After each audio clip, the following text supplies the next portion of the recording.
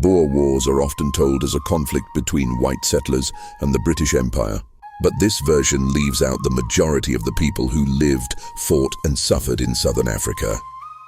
This is the history of the Boer Wars from an African perspective. The Boer Wars took place in South Africa between 1880 and 1902 during a time of intense imperial expansion. The main European actors were the British Empire and the Boers, descendants of Dutch settlers who had established independent republics, including the Transvaal and the Orange Free State.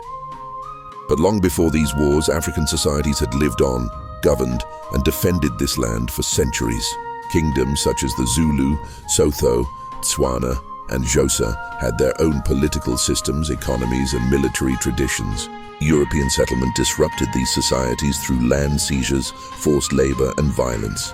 The discovery of diamonds in Kimberley in 1867 and gold in the Witwatersrand in 1886 dramatically escalated conflict. These resources intensified British ambitions to control southern Africa and increased pressure on African land and labor.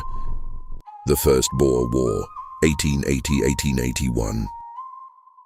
The First Boer War was primarily a conflict between the British and the Boers over control of the Transvaal. Africans were largely excluded from negotiations but not from consequences. While Boers fought for independence from British rule, they continued enforcing racial domination over African populations. For Africans, there was no freedom on either side. British rule meant imperial exploitation. Boer rule meant settler colonialism and racial exclusion. African communities were taxed, displaced, and conscripted as laborers, regardless of which power controlled the region. The Boers won the First Boer War, regaining independence, but African political rights remained non-existent. The Second Boer War, 1899–1902. The Second Boer War was far more destructive. As Britain sought total control of South Africa, warfare engulfed the entire region. Africans were drawn deeply into the conflict, often ignored in historical accounts.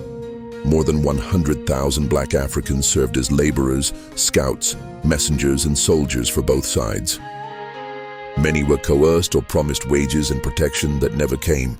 Africans fought, died, and suffered, yet were excluded from any political reward after the war. British forces used scorched earth tactics, destroying farms, crops, and livestock. This devastated African rural communities, causing famine and displacement on a massive scale. Concentration camps and African suffering.